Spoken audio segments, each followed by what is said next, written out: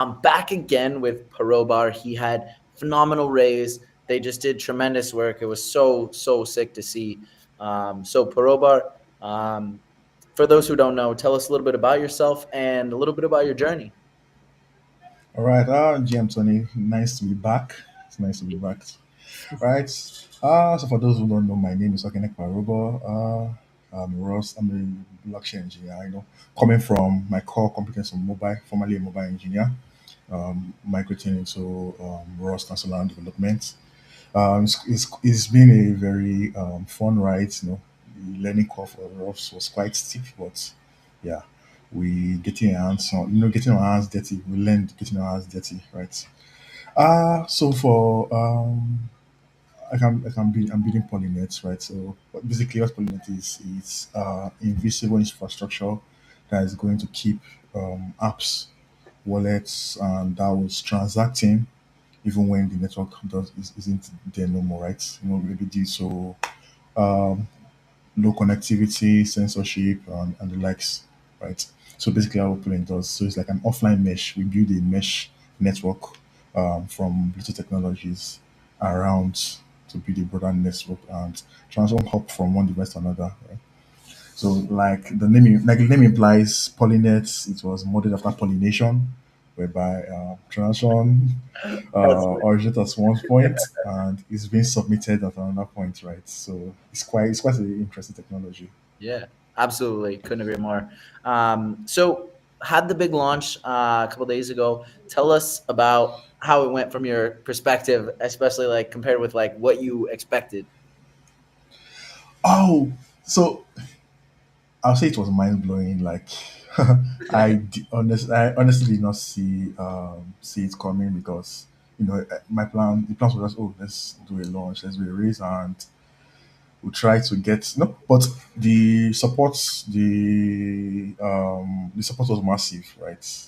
Absolutely. I had lots of we had lots of influx to our DMs, people pushing for partnerships, people pushing. So and it was really a good one, right? So Gratifying, I'm I sure. I had to actually literally shut down our Telegram channel Mm, because we yeah, had previously a Telegram community because it was that big that it was attracting. I think it was attracting both the good, the bad, and the ugly, right? So absolutely. a lot of persons were spamming the community, and I was like, oh, like these guys. If I'm not really careful, they're actually going to spoil Yeah. spoil our launch, right? So I had to just give an announcement and shut down the group, restrict it. I think by next week I'll be closing it up completely, right? So, but um, in quotes, the launch was massive and the support, the DMs and everything, right? It was actually very mind blowing. hmm Yeah, I mean, I think it was truly sensational just seeing, the overwhelming support that people had for you, the team, and the product itself. So let's back it up a little bit. Tell us a little bit more about why you built this. Like, we obviously can, transfer funds, but we're seeing so many situations where you need to have another network or you need to have some sort of ability to send funds, if you don't have internet. So tell us more about how, you kind of came to build this. Uh coming, I think the best solutions, like you say out there, are modeled after nature, and you will tend to solve problems from your standpoint, right? So I think Polynet is more of like, to an extent, an indigenous problem within my geographical location, right?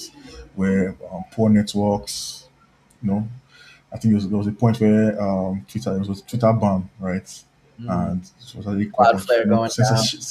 censorships and the rest. Like so, Right. this thing, like we see these things and we consume these things and like, oh, what can I do to actually solve this problem, right? So basically, this was the interesting part. I think last year, I think Jack actually launched like BitChat, right? Bluetooth Oh yeah. communication. Yeah. Yeah. So I came across the Bluetooth system. Myself and my brother were actually just playing around with the app, and Mhm. just hit me like, why can't I transfer funds like without internet? If I can communicate with the internet, why can't I transfer funds without internet? Like so that was literally the best point of every TK. Just got brainstorming on it, jump, created like a white paper, right? Jumped on like one of these AI tools out there, Lovable, just built like a very minimal landing page just talking about the measure. So that was just basically That one behind you? how it is. Yeah. So this like this is yet to go out. Like it's more of like actually like a rebrand, right? So what's I think Yeah, people watching the stream actually have the privilege of seeing this before it goes out there. for sure. No, So the what's tagline is very on point. It speaks directly to what y'all do. But let's dive even deeper. Tell us more about the tech and the solution that Polynet really delivers.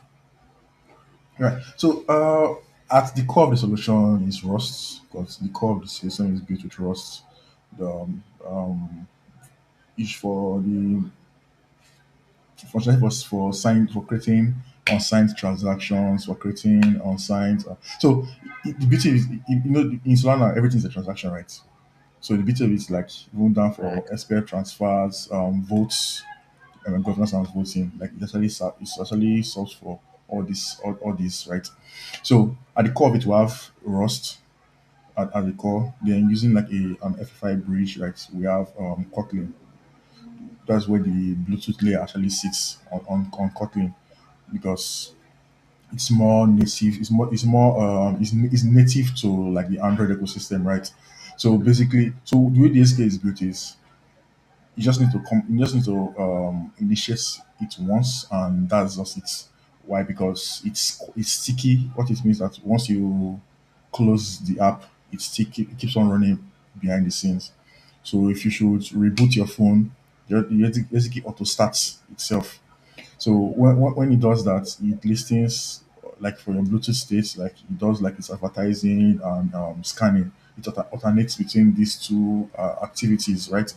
Then also checks it, listens for your network state, right? So in the case whereby it gets like a device closer to it, there's a GAT connection, a very short GAT connection. So assuming I'm doing a transfer, right, and maybe my network worked, so the system, so it's meant for the system to just send the Mhm. pre-signed transaction via Polynet. It queues it up and immediately it connects to another device. It forwards it, so it does what was store and forwarding.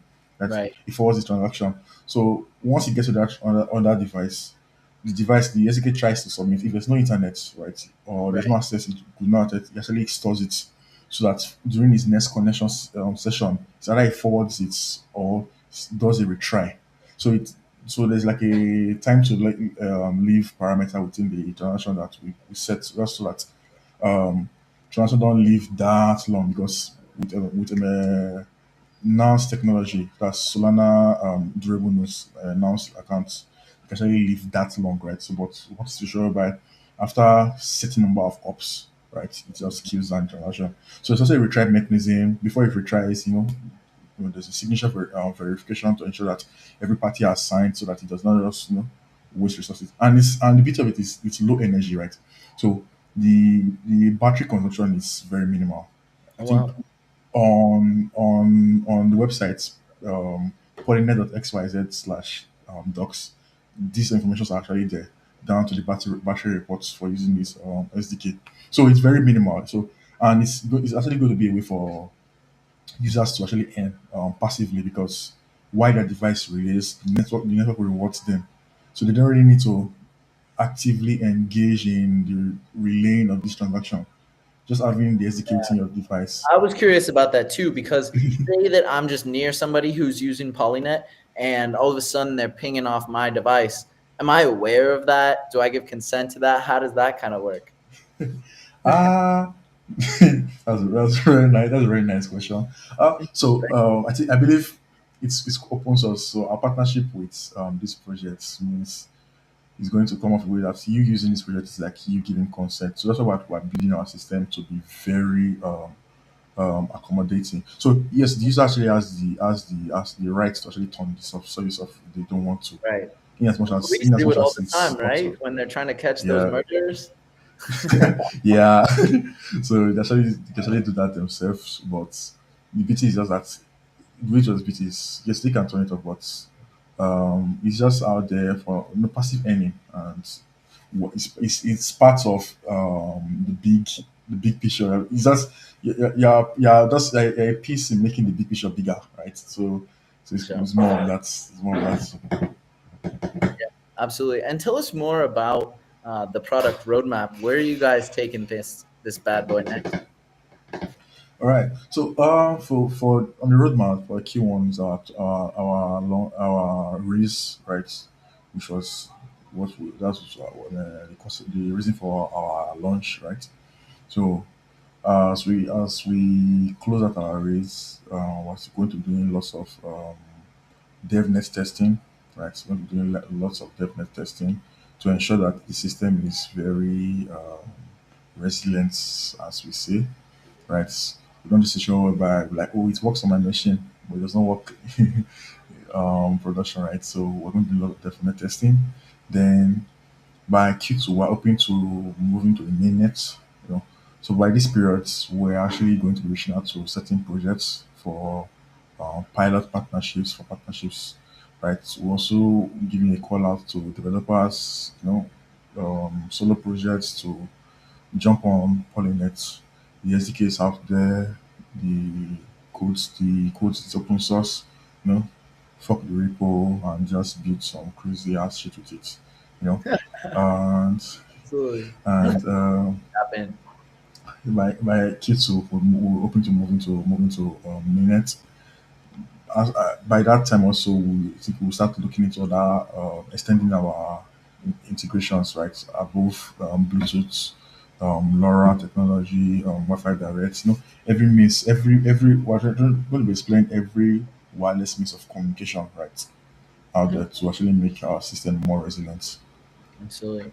And tell us more about the go to market and kind of how you plan to attack. I know there's also a B2B use case out there with Polynet. So tell us more about that.